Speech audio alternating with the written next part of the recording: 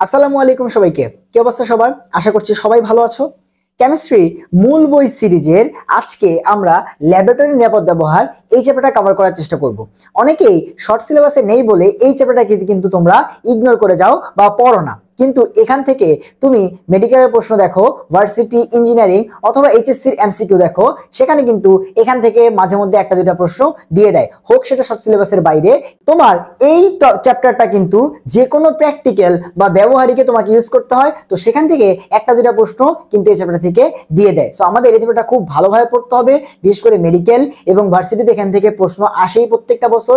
Engineering, BUET কিংবা অন্যান্য জায়গাতেও কিন্তু এখান থেকে কিছু বিক্রিয়ার প্রশ্ন আসে, সেটা আমি তোমাদেরকে দেখাই দিব। এবং এইচএসসি দের জন্য এই চ্যাপ্টারটা এমসিকিউর জন্য পড়তে হবে। তাহলে আমরা ডিরেক্ট হচ্ছে এই চ্যাপ্টারের পড়াশোনায় চলে যাই। তো এই চ্যাপ্টারের শুরুতেই তোমরা কয়েক পেজ গেলে দেখবা সেখানে বলে দেওয়া আছে যে ল্যাবরেটরিতে আমাদের অ্যাপ্রন ব্যবহার করতে হবে, তারপর হচ্ছে তোমার বিভিন্ন গ্লাভস ব্যবহার করতে হবে। সেখান থেকে আমাদের পড়াশোনাটা শুরু হবে। আমরা প্রথম পড়া শুরু করব হচ্ছে গ্লাভস থেকে। তো বিভিন্ন টাইপের গ্লাভস নিয়ে এখানে আলোচনা করা আছে। তো প্রথমেই হচ্ছে নাইট্রাইল গ্লাভস নিয়ে আলোচনা করা আছে। সো নাইট্রাইল গ্লাভসে কি থাকে? বিভিন্ন নাইট্রাইল যৌগ থাকে। সো কি নাইট্রাইল? দেখো বলছে যে নাইট্রাইল গ্লাভসে তোমার অ্যাক্রাইলো নাইট্রাইল থাকে। তো এই দেখো অ্যাক্রাইলো নাইট্রাইলের সংকেতটাও দেওয়া আছে, CH2 double bond CHCl। So পরীক্ষাতে দিয়ে দিতে পারে নিচের কোনটি অ্যাক্রাইলো নাইট্রাইলের সংকেত, এবং এটা এইচএসসি তে যেমন আসতে পারে, অন্যান্য এক্সামে আসতে পারে। বুঝতে পারছো কিভাবে প্রশ্নগুলো আসে? তো যে অ্যাক্রাইলো নাইট্রাইল এর সংকেত, অথবা বলবে নাইট্রাইল গ্লাভসে থাকে নিচের কোনটি। এরপর বলতেছে এটা অ্যাক্রাইলোনাইট্রাইল এবং বিউটাডাইইন এই দুটা এর কোপলিমার, অর্থাৎ এই দুটা মিলে এই পলিমারটা আলটিমেটলি কি তৈরি করে? নাইট্রাইল গ্লাভস তৈরি করে। তো এটা গ্লাভস কি দিয়ে তৈরি, এটা যদি দেওয়া থাকে সেটা পড়বো, এবং লাস্টে চলে আসবে এটার ব্যবহার। তো দেখো বলছে যে ল্যাবরেটরিতে প্রধানত নাইট্রাইল গ্লাভস ব্যবহার করা হয়। খুবই ইম্পর্টেন্ট, এখান থেকে প্রশ্ন আসে যে ল্যাবরেটরিতে প্রধানত কোন গ্লাভস ব্যবহার করা হয় ভাইয়া? ল্যাবরেটরিতে প্রধানত নাইট্রাইল গ্লাভস ইউজ করা হয়। এরপর বলতেছে যে নাইট্রাইল গ্লাভসে কোনো প্রোটিন উপাদান থাকে না, কোনো প্রোটিন উপাদান থাকে না, তাই এটির ব্যবহারে হাতে কোনো অ্যালার্জি সৃষ্টি হয় না বা চুলকানি সৃষ্টি হয় না। তাহলে নাইট্রাইল গ্লাভস কিসের তৈরি ভাইয়া? অ্যাক্রাইলোনাইট্রাইল এবং বিউটাডাইইনের পলিমার থেকে নাইট্রাইল গ্লাভসটা মেইনলি ল্যাবরেটরিতে ইউজ করা হয়, এবং এখানে কোনো প্রোটিন থাকে না, তাই এই গ্লাভস ব্যবহারে কোনো অ্যালার্জি সৃষ্টি হয় না। সো নাইট্রাইল গ্লাভস থেকে আমরা এতটুকু পড়বো। এবার হচ্ছে জিটেক্স গ্লাভস। সো কি বলছে যে ছোটখাটো জ্বলন্ত বস্তু নিয়ে কাজ করার সময় জিটেক্স গ্লাভ ব্যবহার করা হয়। ঠিক আছে, এটি তাপরোধক অ্যাসবেস্টস গ্লাভসের বিকল্প রূপে ব্যবহৃত হয়। প্রত্যেকটা লাইনে একটা এমসিকিউ, তাই পড়তেছি। এবং জিটেক্স গ্লাভস হলো ফাইবার কাজ দ্বারা তৈরি তোমার উইলাইলিং বা নাইট্রাইল আস্তরণযুক্ত একটা আরামদায়ক গ্লাভস। এখান থেকে ইম্পর্টেন্ট হচ্ছে যে ছোটখাটো জ্বলন্ত বস্তু নিয়ে কাজ করার সময় ব্যবহার করা হয় কোনটি? জিটেক্স গ্লাভস ব্যবহার করা হয়। কোনটি? জিটেক্স গ্লাভস। এবং এইটা তাপরোধক অ্যাসবেস্টস গ্লাভের বিকল্প রূপে ব্যবহার করা হয়। অ্যাসবেস্টস গ্লাভসের বিকল্প রূপে ব্যবহার করা হচ্ছে জিটেক্স গ্লাভস। ঠিক আছে, এরপর আসো ল্যাটেক্স গ্লাভস। এর নিচে আছে ল্যাটেক্স গ্লাভস। তো বলছে চামড়ার ক্ষয় এবং জ্বালা সৃষ্টিকারী যেসব রাসায়নিক পদার্থ আছে তাদের জন্য, তাদের ব্যবহারের সময় আমরা ল্যাবরেটরিতে ল্যাটেক্স গ্লাভস ইউজ করি, ল্যাটেক্স গ্লাভস ইউজ করি। এবং এটা কি করে দেখো তো, এটি প্রাকৃতিক রাবার ল্যাটেক্স থেকে তৈরি করা হয়। খুব ইম্পর্টেন্ট যে প্রাকৃতিক রাবার ল্যাটেক্স থেকে তৈরি হয় কোনটি? Latex gloves. এরপরে ল্যাটেক্স রাবার গ্লাভস ব্যবহারে বৈদ্যুতিক শক বা ত্বকে ক্ষত সৃষ্টি থেকে রক্ষা পাওয়া যায়। পরীক্ষাতে প্রশ্ন আসবে যে বৈদ্যুতিক শক থেকে রক্ষা পাওয়া যায় কোন গ্লাভস? Latex gloves. বৈদ্যুতিক থেকে ল্যাটেক্স গ্লাভস। ঠিক আছে, এরপর আমরা কিন্তু উপরে পড়ে আসছিলাম যে তোমার প্রথম নাইট্রাইল গ্লাভসে মেইনলি কোনো প্রোটিন থাকে না, তাই অ্যালার্জি সৃষ্টি হয় না। কিন্তু দেখো বলছে ল্যাটেক্স রাবারের মধ্যে প্রোটিন থাকে, তাই এটি ব্যবহারে হাতে অ্যালার্জি সৃষ্টি হইতে পারে, হাতে অ্যালার্জি সৃষ্টি হইতে পারে। ক্লিয়ার? আচ্ছা, এরপরে আসো পিভিসি বা পলিভিনাইল গ্লাভ। ঠিক আছে, পিভিসি বা পলিভিনাইল গ্লাভস। সো এই পিভিসি গ্লাভসটা কি দিয়ে তৈরি করা হয়? পলিভিনাইল ক্লোরাইড দিয়ে বা পিভিসি দিয়ে, তাই না? পিভিসি গ্লাভস তো পিভিসি দিয়ে তৈরি হবে, তাই আমরা পড়ছি না? এবং এটা হচ্ছে মৃদু ক্ষয়কারী পদার্থ এবং ত্বকে বিরক্তিকর অনুভূতি সৃষ্টিকারী। দেখো প্রত্যেকটার মধ্যে একটা করে ক্লু বা এমসিকিউ দেওয়া আছে যে ত্বকে বিরক্তিকর অনুভূতি সৃষ্টিকারী রাসায়নিক পদার্থ ব্যবহারের ক্ষেত্রে এই ভিনাইল গ্লাভসটা ইউজ করা হয়। এবার হচ্ছে নিউপ্রিন গ্লাভস। এরপর আসো বলছে যে নিউপ্রিন গ্লাভস রাবার হচ্ছে পলিক্রোপ্রিন। ঠিক আছে, পলিক্লোরোপ্রিন এটা হিসেবে ইউজ করা হয়, এটার পলিমার আলটিমেটলি। এবং এখান থেকে কি পড়া লাগবে? এখান থেকে যে তোমার মৃদু ক্ষয়কারক এবং তেল জাতীয় পদার্থ এবং জৈব দাবক, এই যে জৈব দাবক নিয়ে কাজ করার সময় ল্যাবে ইউজ করা হয় কোনটি? নিউপ্রিন গ্লাভস ইউজ করা হয়। এবার আসা হচ্ছে প্রাকৃতিক রাবার গ্লাভস। সো প্রাকৃতিক রাবার গ্লাস থেকে এটা ইম্পর্টেন্ট মনে রাখতে হবে যে বৈদ্যুতিক শক প্রতিরোধ করা হচ্ছে তোমার প্রাকৃতিক গ্লাস, বৈদ্যুতিক শক প্রতিরোধ করা হচ্ছে কি তোমার প্রাকৃতিক গ্লাস। এতটুকু পড়লেই ইনাফ এখান থেকে। এবার আসলে মাস্ক, এগুলো পড়তে হয় না, ঠিক আছে, এগুলো পড়তে হয় না। মাস্ক কখন ইউজ করবো? যেগুলো হচ্ছে আমাদের কি শ্বাসকষ্টে তোমার হচ্ছে তোমার বাধা দেয়, তাই না? সো এই যে এইগুলা তোমার কার্বন ডাইঅক্সাইড, এগুলো তুমি জানো, কার্বন ডাইঅক্সাইড, অ্যামোনিয়ান, তারপর নাইট্রোজেন ডাইঅক্সাইড, H2S বা ধূলিকণা, সালফার ডাইঅক্সাইড, এগুলো আমাদের কি তোমার শ্বাসরোধ করতে পারে। তাই এগুলোর ক্ষেত্রে আমরা কি করব? মাস্ক ব্যবহার করব। এরপর বাকি যা আছে এগুলো আলটিমেটলি পড়া লাগবে না। এরপরে চলে আসো যে ল্যাবরেটরির যত গ্লাস সামগ্রী আছে সেগুলা ব্যবহারের ক্ষেত্রে আমাদেরকে কি নিরাপদ কৌশলগুলো ইউজ করা লাগবে। সো এখান থেকে নিচের দিকে আসলে আমরা দেখব যে ল্যাবরেটরির গ্লাস সামগ্রী কি দ্বারা তৈরি। ল্যাবরেটরিতে বিভিন্ন ধরনের গ্লাস সামগ্রী থাকে, বিকার, টেস্ট টিউব, ফানেল, ঠিক আছে, বিভিন্ন ধরনের তোমার থাকে। সো সেগুলা আলটিমেটলি আমরা কোন কাজ দিয়ে তৈরি করি, কোনটা নরম কাজ, কোনটা শক্ত কাজ, এই জিনিসগুলা এই টপিকের নিচে আলোচনা করা আছে। সো আমরা সেইটা পড়বো। সো দেখো বলছে গ্লাস সামগ্রীর শ্রেণীকরণের ভিত্তিতে এদের ব্যবহার, ঠিক আছে। প্রথমত সফট গ্লাস বা কোমল গ্লাস সামগ্রী, এগুলো হচ্ছে তোমার নরম গ্লাস দিয়ে তৈরি করা হয়, ঠিক আছে। অর্থাৎ দেখবা একটু তুমি করলেই ভেঙে যাবে। আর কিছু জিনিসপাতি আছে যেগুলা শক্ত গ্লাস বা পাইরেক্স কাচ। প্রত্যেকটা জায়গায় প্রশ্ন আসছে যে কোনটি তোমার হচ্ছে শক্ত কাচ, পাইরেক্স কাচ। এই পাইরেক্স গ্লাস কখন ইউজ করা হয়? যেগুলো আলটিমেটলি অনেক শক্ত হওয়া লাগে সেগুলোতে এই পাইরেক্স গ্লাস ইউজ করা হয়। বুঝতে পারছো? সো আমরা দেখবো যে সফট গ্লাসে কি থাকে আর পাইরেক্স গ্লাসে কি থাকে। একটু নিচের দিকে আসো। এই যে বলছে সফট গ্লাস দিয়ে তৈরি সামগ্রী হলো কি কি? কাচনল, টেস্ট টিউব, বিকার, যেগুলো একটু নিম্নমানের বিকার সেগুলা, ওয়াচ গ্লাস, ফানেল, গলন নল, লিবিক শীতল ইত্যাদি, এগুলো হচ্ছে সফট গ্লাস, ঠিক আছে, এগুলো হচ্ছে সফট গ্লাস। আর নিচের দিকে আসো, পাইরেক্স বা শক্ত কাচ দিয়ে তৈরি সামগ্রী কোনগুলা? অবশ্যই মনে রাখবা টেস্ট টিউব, বিকার যেগুলো উন্নত মানের, এরপর হচ্ছে রিএজেন্ট বোতল, কনিক্যাল ফ্লাক্স পাইরেক্স কাচ দিয়ে তৈরি, pipette, burette, measuring cylinder, measuring flask, আয়তনিক ফ্লাক্স, গোলতলি ফ্লাক্স, সবগুলা পড়তে হবে এখানে, সবগুলার। ডেসিকেটর, অর্থাৎ পাইরেক্স কাচ কি দিয়ে তৈরি, অর্থাৎ পাইরেক্স কাচ দিয়ে যেগুলা তৈরি সবগুলাই মনে রাখতে হবে, সবগুলা, ঠিক আছে, কারণ পাইরেক্স কাচ থেকে সব জায়গায় প্রশ্ন আসছে। সো এটা আসলে স্কিপ করার কোনো সুযোগ নেই। এবং নিচে এই যে পাইরেক্স কাচ এর সংকেত দেওয়া আছে যে পাইরেক্স কাচ হলো জিঙ্ক অক্সাইড, বেরিয়াম বোরোসিলিকেট এর মিশ্রণ দিয়ে তৈরি একটি glass. Zinc oxide, barium borosilicate এর মিশ্রণ থেকে তৈরি একটি গ্লাস। আর অপরদিকে সফট গ্লাসের সংকেত কি? বলছে সফট গ্লাস হলো সোডিয়াম এবং ক্যালসিয়ামের সিলিকেটের মিশ্রণ থেকে তৈরি। এখানে কি থাকে? Zinc oxide, barium borosilicate, silicon থাকে, বোরন থাকে, বেরিয়াম থাকে। আর যে কোনো নর্মাল গ্লাসে কি থাকে? যে কোনো নর্মাল গ্লাসে সোডিয়াম এবং ক্যালসিয়ামের সিলিকেট থাকে, সোডিয়াম এবং ক্যালসিয়ামের সিলিকেট থাকে, এগুলো নর্মাল গ্লাস, ঠিক আছে। তাহলে এই হচ্ছে এইটা দুইটা গ্লাসের মধ্যে পার্থক্য। এবং এরপরে পৃষ্ঠাটি দেখবা এগুলো আবার সংকেত আকারে দেওয়া আছে, সেই জায়গাটা কিন্তু খুব ইম্পর্টেন্ট। যেটা সংকেত হচ্ছে এইটা, এটা সংকেত হচ্ছে এইটা, এবং শক্ত তোমার হচ্ছে পাইরেক্স কাচ এবং শক্ত পটাশ গ্লাস এর সংকেত হচ্ছে এইটা আর এইটা, এগুলা কিন্তু দেওয়া আছে। এরপর আসো ল্যাবরেটরিতে যে কোনো কাজ সামগ্রী এগুলা পরিষ্কার করার কৌশল, ঠিক আছে, অর্থাৎ যত যন্ত্রপাতি আছে সেগুলাকে কিভাবে পরিষ্কার করব সেইটা। এবং এই পার্ট থেকে সব জায়গায় প্রশ্ন আসছে, এবং কই থেকে প্রশ্ন আসছে আমরা ডাইরেক্ট প্রশ্নে চলে যাব, ঠিক আছে। যে ল্যাবরেটরি যে এই যে যন্ত্রপাতিগুলো দেখতেছো এগুলাকে কিভাবে পরিষ্কার করা হয়, ঠিক আছে। ল্যাবরেটরিতে পরিষ্কার করার কৌশল কি? নিচের দিকে আসো। এই যে আমরা পড়বো গ্লাস সামগ্রী। ল্যাবরেটরিতে যত গ্লাস সামগ্রী আছে সেগুলা পরিষ্কার করার কৌশল। এই পার্টটা থেকে মূলত সব জায়গায় প্রশ্নটা আসছে, সব জায়গায় এমসিকিউতে প্রশ্ন আসবেই যে গ্লাস সামগ্রী পরিষ্কার করার কৌশল। এবং এখান থেকে বুয়েট রিটেনে প্রশ্ন আসছে, ঠিক আছে, আসবে কি এখান থেকে বুয়েট রিটেনে প্রশ্ন আসছে।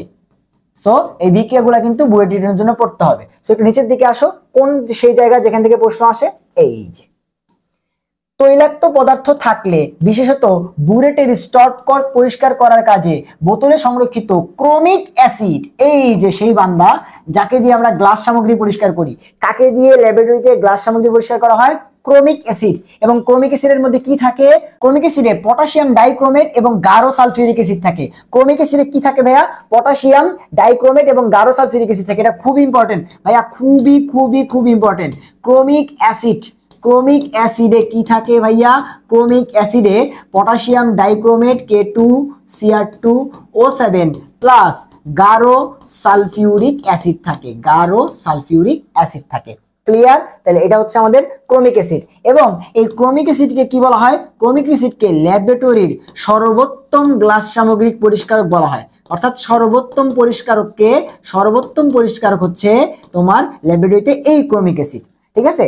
এবং এই ক্রোমিক অ্যাসিড কিভাবে এই তোমার গ্লাস সামগ্রীকে পরিষ্কার করে সেই কৌশলটাই তোমার ডিউরিটেন, বুটেক্স, বুয়েট এসব জায়গার জন্য ইম্পর্টেন্ট। ঠিক আছে?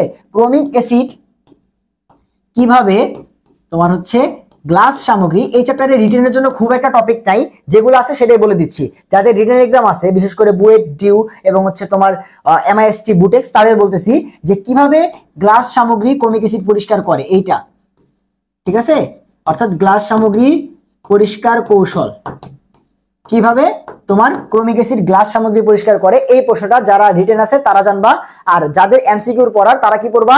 যে ল্যাবরেটরির সর্বোত্তম গ্লাস সামগ্রী পরিষ্কারক ক্রোমিক অ্যাসিড, সংকেত কি? K2CF2O7 এবং গাঢ় সালফিউরিক অ্যাসিডকে বলা হয় ক্রোমিক অ্যাসিড মিক্সচার।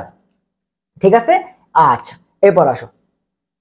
আর এছাড়াও এই নিচে দেখো আরো কিছু বলে দেওয়া আছে যে অ্যামোনিয়ার দ্রবণ দিয়েও কাচযন্ত্র পরিষ্কার করা হয়। এটা একটু জাস্ট খালি পড়ে রাখলাম। এরপর আসো যে গ্লাস সামগ্রী ধৌতকরণ। সো ল্যাবরেটরিতে গ্লাস সামগ্রী ধৌতকরণে কি কি ইউজ করা হয়? প্রথমত সোডিয়াম কার্বনেট দ্রবণ। আমরা সোডিয়াম কার্বনেট ইউজ করি কত পার্সেন্ট? 10%। এটাও আসছে যে ল্যাবরেটরিতে গ্লাস সামগ্রী ধৌতকরণে কি ইউজ করা হয়? 10% সোডিয়াম কার্বনেট। দ্যাটস ইট, আর কিছু বলা লাগবে না। এবার আসো ডিটারজেন্ট ডেকন 19। এখান থেকেও পড়ার কিছু আছে। বলছে রাসায়নিক ল্যাবের প্রায় সব গ্লাস সামগ্রী পরিষ্কার করার জন্য ডেকন 90 অত্যন্ত কার্যকর এবং একটি পরিষ্কারক ডিটারজেন্ট। এটি ময়লা যেমন গ্রিস, আলকাত্রা জাতীয় পদার্থ, সিলিকন তেল, পলিমারিক অবশেষ সবকিছু দূর করার জন্য এই ডেকন 90 বেশ কার্যকর। এবং ডেকন 90 থেকে যে প্রশ্নটা সব থেকে বেশি আসছে সেটা হচ্ছে এই ডেকন 90 একটা পরিবেশ বান্ধব ডিটারজেন্ট। সো পরীক্ষাতে প্রশ্ন আসে যে ভাইয়া নিচের কোনটি একটি পরিবেশ বান্ধব ডিটারজেন্ট? অ্যান্সার হচ্ছে ডেকন 90। ডেকন 90 একটি পরিবেশ বান্ধব ডিটারজেন্ট। ঠিক আছে? এবং এই দুটোতে বললাম লাস্ট দিয়ে আমাদের সেই বস হচ্ছে ক্রোমিক অ্যাসিড। সে কি করে? সে হচ্ছে ল্যাবরেটরির সর্বোত্তম পরিষ্কারক। আর ডেকন 90 সম্পর্কে আরেকটা কথা এখানে বলে দেওয়া আছে যে এই ডেকন 90 যেহেতু পরিবেশ বান্ধব তাই এটা অণুজীব দ্বারা 100% ভাঙনযোগ্য বা বায়োডিগ্রেডেবল এবং ফসফেট পরিষ্কারক। ঠিক আছে? 100% অণুজীব দ্বারা ভাঙনযোগ্য কে? ডেকন 90। এটা একটা পরিবেশ বান্ধব ডিটারজেন্ট। আর ক্রোমিক অ্যাসিড কি? সর্বোত্তম পরিষ্কারক। ক্রোমিক অ্যাসিড কি থাকে? পটাশিয়াম ডাইক্রোমেট এবং গাঢ় সালফিউরিক অ্যাসিড বিক্রিয়া করে কি তৈরি করে?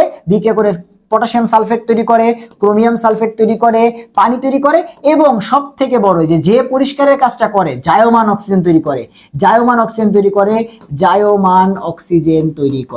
এই জায়মান অক্সিজেনই আলটিমেটলি কি করে? পরিষ্কারটা করে। তাহলে আসো আমি একটু দেখাই দিই যে বুয়েট এবং ঢাবি রিটেন যারা আসো তারা কি করবা। এই যে দেখো আলটিমেটলি তুমি এই বিক্রিয়াটা দিবা যে যখন আমরা ক্রোমিক অ্যাসিডের মিক্সচারটা থাকে তখন ক্রোমিক অ্যাসিড এই বিক্রিয়া করে জায়মান অক্সিজেন তৈরি করে এবং এই জায়মান অক্সিজেন আলটিমেটলি জীবাণুর সাথে বিক্রিয়া করে সেটাকে তোমার মৃত জীবাণু অর্থাৎ মেরে ফেলে, মৃত জীবাণুতে কনভার্ট করে। সো এই বিক্রিয়াটা তুমি হচ্ছে পরীক্ষা হলে দিবা। যদি ডিউতে আসে তাহলে 2 মার্কের জন্য আসবে, আর যদি রিটেনে আসে বুয়েটে তাহলে তো 2 বা 3 বা 5 মার্কের জন্য একটা বিক্রিয়ার মধ্যে দিবে। ঠিক আছে? সো ক্রোমিক অ্যাসিড কিন্তু খুব ইম্পর্টেন্ট।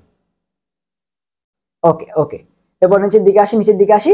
সো ক্রোমিক অ্যাসিড এর মধ্যে কি আছে? গাঢ় সালফিউরিক অ্যাসিড। সো ল্যাবরেটরিতে যদি হাতে বা কোথাও যদি আমরা অ্যাসিড নিয়ে কাজ করতে গিয়ে অ্যাসিড পড়ে যায় তাহলে আমাদের সেখানে ক্ষার দিতে হবে। মনে রাখবা, আমাদের যদি কোথাও অ্যাসিড পড়ে যায় তাহলে আমরা ক্ষার দিব, যদি ক্ষার পড়ে যায় তাহলে অ্যাসিড দিব। তাহলে যদি আমাদের এই কাজ করতে গিয়ে অ্যাসিড পড়ে যায় তাহলে আমরা 5% সোডিয়াম বাইকার্বনেট দ্রবণ বা ক্ষার দিয়ে হচ্ছে সেইগুলোকে ভালো মতো ধুয়ে ফেলবো। তাহলে এই ক্ষারটা ওই অ্যাসিডটাকে কি করে ফেলবে? তোমার হচ্ছে এই করে ফেলবে, অ্যাসিডের যে কার্যকারিতা সেটা কমায় ফেলবে। সো মনে রাখবা যদি হাতে অ্যাসিড পড়ে তাহলে আমরা কি দিব? তাহলে আমরা হচ্ছে 5% সোডিয়াম বাইকার্বনেট দিব।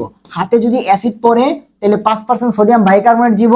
আর যদি ক্ষার পড়ে যায় হাতে তাহলে আমরা 5% বোরিক অ্যাসিড দিব। Boric acid H3BO3।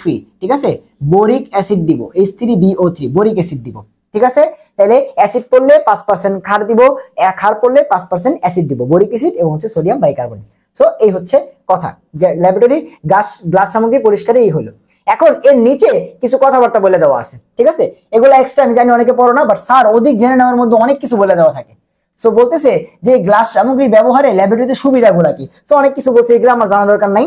সো এইখানে দেখো বলতেছে যে আমাদের যে এই গ্লাস সামগ্রীর মধ্যে কি থাকে, সোডিয়াম হাইড্রোক্সাইড, ঠিক আছে, সিলিকা ইত্যাদি সহ হচ্ছে বিক্রিয়া করে। সো যদি কোনো কারণে আমাদের সোডিয়াম হাইড্রোক্সাইড নিয়ে কাজ করতে হয় তাহলে কিন্তু আমরা সেটাকে গ্লাস সামগ্রীতে নিতে পারবো না, কারণ এই সোডিয়াম হাইড্রোক্সাইড আমাদের কাচের যে উপাদান সিলিকন ডাইঅক্সাইড এটার সাথে বিক্রিয়া করে Na2SiO3 তৈরি করে, এবং সেইটা আবার তোমার কি করে দেখো, আলটিমেটলি এই Na2SiO3 হাইড্রোজেন ফ্লোরাইডের সাথে বিক্রিয়া করে তৈরি করে হচ্ছে তোমার SiF4, এবং সেইটা আরো HF এর সাথে বিক্রিয়া করে তৈরি করে H2SiF6 এবং এই অ্যাসিডটার নামই হচ্ছে সিলিসিক অ্যাসিড। তাহলে মনে রাখবা HF এবং হচ্ছে সোডিয়াম হাইড্রোক্সাইড গাঢ় অথবা তোমার হচ্ছে পটাশিয়াম হাইড্রোক্সাইড গাঢ়, এগুলাকে আমরা কিন্তু কাচের দোবনে রাখতে পারবো না। কিসের জন্য? কারণ এরা কাচকে ক্ষয় করে ফেলে। তাহলে আলটিমেটলি কি হয়, আমাদের এই সোডিয়াম হাইড্রোক্সাইডের গাঢ় ক্ষার ও কাচের উপাদানের সাথে বিক্রিয়া করে তোমার Na2SiO3 তৈরি করে। তাহলে এই যে তোমার হচ্ছে কাচ সামগ্রী ক্ষয়ের যে বিক্রিয়া, ঠিক আছে, কাচের ক্ষয়ের বিক্রিয়া কারা পড়বে? কাচের ক্ষয়ের বিক্রিয়া পড়বে হচ্ছে ডিউরিটেন, এই চ্যাপ্টার থেকে ডিউরিটেন, বুয়েট, সিকেরুয়েট, অর্থাৎ ইঞ্জিনিয়ারিং যারা আছে তারা। ক্লিয়ার? তাহলে এই হচ্ছে আমাদের এখান থেকে পড়তে হবে যে গ্লাস সামগ্রী কিভাবে ক্ষয় হয়, ঠিক আছে? এবং এই প্রশ্নটা অনেকবার আসছে যে কাচকে ক্ষয় করে কোনটি? HF। কাচকে ক্ষয় করে কোনটি? HF। কাচকে ক্ষয় করে কোনটি? HF। অনেকবার আসছে। এবং ও যেহেতু কাচকে ক্ষয় করে তাই HF দিয়ে কি করা হয়? HF কাচকে ক্ষয় করে, তাই কি করা হয়? HF দিয়েই কাচকে তোমার হচ্ছে বিভিন্ন ডিজাইন করা হয়, কাচের উপরে বিভিন্ন ডিজাইন করা হয় এই HF দিয়ে। ও যেহেতু কাচের মধ্যে ক্ষয় করতে পারে তাই HF দিয়ে কাচের উপরে বিভিন্ন ডিজাইন করা হয়, ঠিক আছে? মনে থাকবে দুইটা MCQ, HF কাচকে ক্ষয় করে এবং এজন্যই কি করা হয়? HF দিয়ে কাচের উপরে বিভিন্ন ডিজাইন করতে হয়। সেরকম ছোটখাটো প্রশ্ন কিন্তু ডিউতে 1 মার্কের জন্য দিয়ে দিতে পারে, ঠিক আছে? আর MCQ তে তো আসবেই। এরপরে ব্যালেন্স, আমরা যে কোনো কিছু পরিমাপ করব তার জন্য হচ্ছে আমরা বিভিন্ন রকমের ব্যালেন্স ইউজ করি। তো আলটিমেটলি ল্যাবরেটরিতে দুই ধরনের ব্যালেন্স আছে, কেমিক্যালি আমরা দুই ধরনের ব্যালেন্স ইউজ করি, একটা হচ্ছে তোমার পলবঙ্গি ব্যালেন্স আর একটা হচ্ছে সার্টোরিয়াস ব্যালেন্স, ঠিক আছে? সো এখান থেকে তোমার খুব একটা জিনিস পড়ার মতো নাই, আমরা একটু নিচের দিকে আসবো, জাস্ট দুইটা টাইপ পড়ে রাখলাম। আর সার্টোরিয়াস ব্যালেন্স যেটা, এটার ব্যবহার এখন নাই, ঠিক আছে? সার্টোরিয়াস ব্যালেন্সের ব্যবহার এখন নাই। সো এরপরে প্রাইমারি স্ট্যান্ডার্ড পদার্থ, সেকেন্ডারি স্ট্যান্ডার্ড পদার্থ এগুলো নিয়ে আলোচনা করা আছে। ভাইয়া প্রাইমারি স্ট্যান্ডার্ড পদার্থ, সেকেন্ডারি স্ট্যান্ডার্ড পদার্থ কি এই চ্যাপ্টারে আমরা পড়ছি টোটাল ফুল ভালোভাবে? না, আমরা কিন্তু পরিমাণগত রসায়নে প্রাইমারি এবং সেকেন্ডারি স্ট্যান্ডার্ড পদার্থ নিয়ে খুব ডিটেইলসে পড়ছি, এবং সেখানে কিন্তু আমরা একদম একাডেমিক থেকে এই এমসিকিউটা অনেকবার পাইছি, নিচের কোনটি প্রাইমারি স্ট্যান্ডার্ড পদার্থ, নিচের কোনটি সেকেন্ডারি স্ট্যান্ডার্ড পদার্থ। তাইলে এই ব্যালেন্সের এখানে এগুলো বলে দেওয়া আছে, ঠিক আছে? ব্যালেন্সের এখানে এগুলা বলে দেওয়া আছে। সো আমরা এই প্রাইমারি স্ট্যান্ডার্ড পদার্থ এসবে না গিয়ে আমরা যেটা করব যে ভাই দেখো,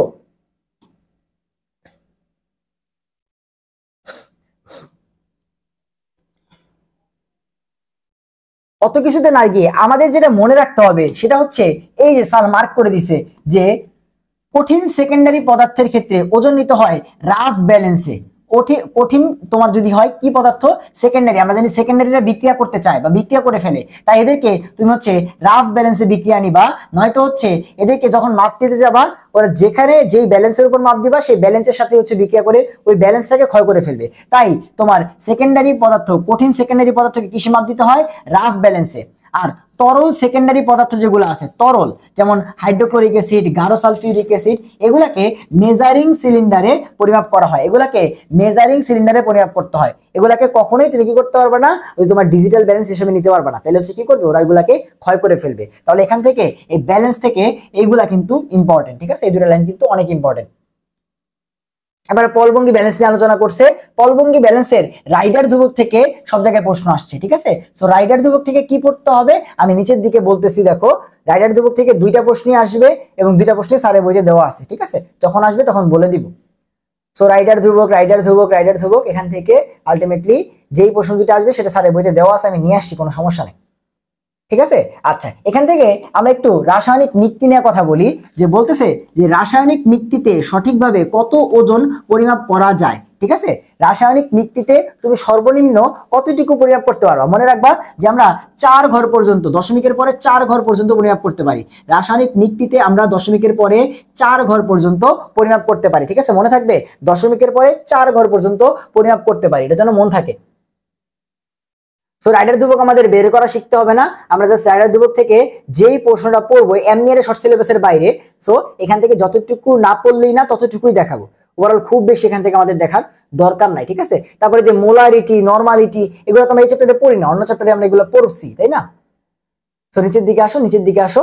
প্রাইমারি স্ট্যান্ডার্ড পথ, সেকেন্ডারি স্ট্যান্ডার্ড পথ আমরা জানি যে কোনটা প্রাইমারি কোনটা সেকেন্ডারি, এই চ্যাপ্টার থেকে আমরা এটা পড়বো না, অন্য চ্যাপ্টার থেকে আমরা এটা আরো অনেক বেশি করে পড়বো, তাই তো। এই চ্যাপ্টারে এগুলো আমাদের পড়া দরকার নেই।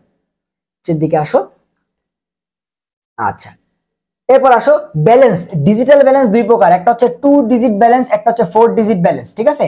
এখন মনে রেখো 2 ডিজিট ব্যালেন্স এইটা কতটুকু লোয়েস্ট মাপতে পারে, এটা মাপতে পারে দশমিকের পরে 2 ঘর, ঠিক আছে।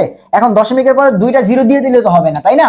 দশমিকের পরে 2 ঘর মাপতে পারে মানে কি, দশমিকের পরে একটা মান তো আছে। সো এই দেখো দশমিকের পরে 2 ঘর পর্যন্ত মাপতে পারে কে, দশমিকের পরে 2 ঘর পর্যন্ত মাপতে পারে 2 ডিজিট ব্যালেন্স, সো এত গ্রাম পর্যন্ত লোয়েস্ট মাপতে পারে।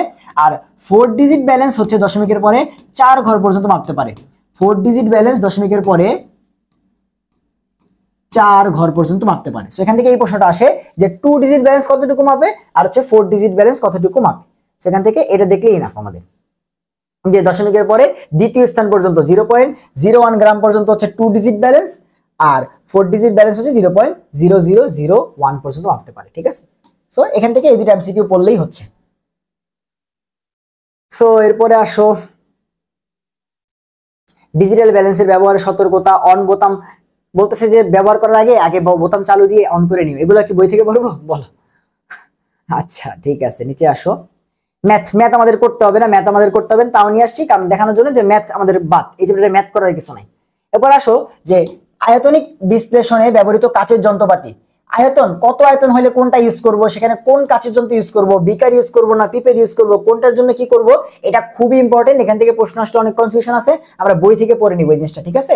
সো এই যে বিশ্লেষণ এটা দুই ভাবে হইতে পারে, একটা হচ্ছে আঙ্গিক বিশ্লেষণ বা কোয়ালিটি দেখে, একটা হচ্ছে মাত্রিক বিশ্লেষণ বা পরিমাণ দেখে, ঠিক আছে, দুই ভাবে হইতে পারে, জাস্ট প্রকারটা জেনে রাখলাম। এবার এই যে দেখো বলছিলাম রাইডার ধ্রুবক সম্পর্কে পড়াবো, দেখো পলভঙ্গি ব্যালেন্সে 5 মিলিগ্রাম রাইডার ধ্রুবক ব্যবহার করা হলে সেই রাইডার ধ্রুবকের ভ্যালু কত, ম্যাথ করে রাইডার ধ্রুবক তুমি বের করতে পারো, বাট দেখবো পরীক্ষাতে আসলে হুবহু স্যারের অনুশীলনী দুটো এমসিকিউ আসে। স্যারের এখানে রাইডার ধ্রুবকের দুইটা প্রশ্ন আছে, একটা হচ্ছে 5 মিলিগ্রাম ব্যবহার করলে কত, একটা হচ্ছে 10 মিলিগ্রাম ব্যবহার করলে কত। সো মনে রাখবা তুমি যদি হচ্ছে রাইডার ধ্রুবক হিসেবে 5 মিলিগ্রাম ব্যবহার করো রাইডার, তাহলে রাইডার ধ্রুবকের ভ্যালু হবে 0.0001। তুমি যদি হচ্ছে রাইডার ধ্রুবক হিসেবে 5 মিলিগ্রাম ইউজ করো তাহলে অ্যান্সার আসবে 0.0001, অর্থাৎ দশমিকের পরে 4 ঘর তারপরে গ্রাম, দশমিকের পরে 4 ঘরে তারপরে 1, এখানে হচ্ছে গ্রাম। এটা হচ্ছে আলটিমেটলি 5 ইউজ করলে। আর 10 ইউজ করলে সেম টু সেম, দেখো 4 ঘরই হবে, জাস্ট 1 এর জায়গায় 2, 1 এর জায়গায় জাস্ট 2, 1 এর জায়গায় জাস্ট 2, ক্লিয়ার। 5 ইউজ করলে 0.0001, টোটাল 4 এত গ্রাম।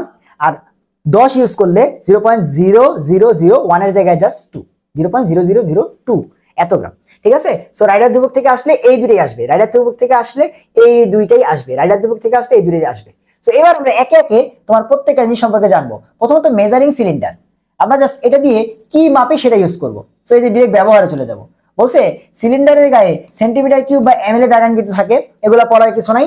এই যে নিচের দিকে দেওয়া আছে যে সাধারণত 5 ml, 10 ml, 50 ml, 100 ml, 200 এবং 250 ml এগুলাকে আমরা হচ্ছে আলটিমেটলি কি করি, মেজারিং সিলিন্ডার দিয়ে মাপি, ঠিক আছে। এবং লোয়েস্ট কতটুকু মাপা যায়, 1 ml। 1 ml এর নিচে তরল তুমি কি মাপতে পারবা না, মেজারিং সিলিন্ডার দিয়ে মাপতে পারবা না। তাহলে এখান থেকে মোস্ট ইম্পর্টেন্ট পড়াটাই হচ্ছে এটা, যে মেজারিং সিলিন্ডার দিয়ে 1 ml এর নিচে মাপা যায় না, 1 ml এর কম, অর্থাৎ ধর হচ্ছে 0.1 ml, সেটা তুমি মেজারিং সিলিন্ডারে মাপতে পারবা না। ঠিক আছে, কিরকম জিনিসটা কিরকম দেখো, ধর হচ্ছে এটা হচ্ছে মেজারিং সিলিন্ডার, তো দেওয়া আছে এটা হচ্ছে 2 ml, এটা হচ্ছে 3 ml। তাহলে কেউ যদি এইখানে থাকে তরলটা, তাহলে তুমি কেমনে বুঝবে এটা কি 3 নাকি 2 নাকি এটা আড়াই না কত? তার মানে সর্বনিম্ন কত মাপতে পারে 1 ml, সর্বনিম্ন কত মাপতে পারে 1 ml। এবং এই 1 ml কে কিন্তু পরীক্ষার হলে এভাবে দেওয়া থাকতে পারে, আমরা জানি 1 ml সমান 1 সেন্টিমিটার কিউব। সো পরীক্ষার হলে 1 ml ও বলতে পারে, 1 সেন্টিমিটার কিউবও বলতে পারে। তাহলে এই মেজারিং সিলিন্ডার দিয়ে সর্বনিম্ন কতটুকু মাপা যায় 1 ml তরল মাপা যায়। ঠিক আছে, এটা গেল হচ্ছে মেজারিং সিলিন্ডার, এটা গেল হচ্ছে মেজারিং সিলিন্ডার। Okay fine. এইখানে একটা কথা আছে যে যখন তুমি মেজারিং সিলিন্ডারে মাপ নিবা, যখন মেজারিং সিলিন্ডারে মাপ নিবা তখন তুমি যেটা চেক করবা সেটা হচ্ছে লোয়ার মিনিসকাস। লোয়ার মিনিসকাস অর্থাৎ যখন তরলটা থাকবে সেটা একটু এদিক সেদিক দুলে থাকতে পারে। সো তুমি সবসময় নিচের দিকে তাকাবা, কাচের নিচের দিকে তাকাবা যে আচ্ছা ঠিক আছে যে এটা এত, ধরো হচ্ছে আমাদের তরলটা এরকম ভাবে আছে, আমাদের তরলটা এরকম ভাবে আছে, ঠিক আছে, এরকম ভাবে আছে, আমাদের তরলটা এরকম ভাবে আছে। তাহলে তুমি কি যে আপারের দিকে মাপটা নিবা নাকি লোয়ারের দিকে? তুমি সবসময় লোয়ার মিনিসকাসটা নিবা। ঠিক আছে, মেজারিং সিলিন্ডারে তুমি সবসময় লোয়ার মিনিসকাস নিবা, লোয়ার মিনিসকাস, এটাকে আমরা বলতেছি লোয়ার মিনিসকাস। তাহলে এখান থেকে জাস্ট আরেকটা এমসিকিউ যে আমরা মেজারিং সিলিন্ডারের সঠিক মাপ নিতে সবসময় লোয়ার মিনিসকাসের পার্ট নিব। ঠিক আছে, এবং আর কোথায় বুরেট এবং পিপেট দ্বারা তরল পরিমাপের ক্ষেত্রে তরলের লোয়ার মিনিসকাস দেখে আয়তনের পার্ট নিতে হয়। তাহলে দেখো এই যে তিনটা মেজারিং সিলিন্ডার, বুরেট, পিপেট, এগুলোর ক্ষেত্রে কি দেখতে হয় লোয়ার মিনিসকাস দেখতে হয়। সো এখান থেকে কিন্তু এমসিকিউ চলে আসতে পারে।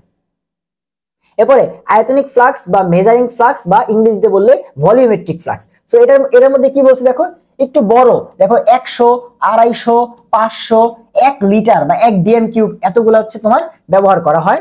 এবং এখানে দেখো আলটিমেটলি কি বলছে যে কোনো ঘনমাত্রার প্রমাণ দ্রবণ তৈরি করার জন্য ব্যবহার করা হয় কোনটি?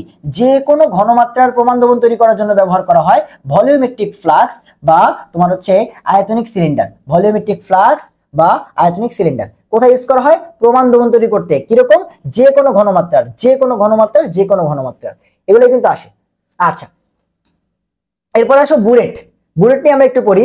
বুরেট সম্পর্কে সব থেকে বেশি যেটা পড়তে হবে সেটা হচ্ছে যে বুরেটের ক্ষুদ্রতম কতটুকু মাপ নেওয়া যায়? বুরেটের ক্ষুদ্রতম ভাগ হচ্ছে 0.1 সেন্টিমিটার কিউব, অর্থাৎ বুরেটে 0.1 ml লোয়েস্ট মাপা যায়। মেজারিং সিলিন্ডারে মাপা যেত 1, এখানে মাপা যায় 0.1, মানে এটা অনেক কারেক্ট। ঠিক আছে, অর্থাৎ বুরেটে 0.1 ml বা 0.1 সেন্টিমিটার কিউব পর্যন্ত তরল মাপা যায়। সো বুরেট কিন্তু অনেক কারেক্ট। ঠিক আছে, সো বুরেট দ্বারা তুমি 0.1 ml বা 0.1 সেন্টিমিটার কিউব পর্যন্ত মাপতে পারবা। ঠিক আছে, সেটা যেন মনে থাকে।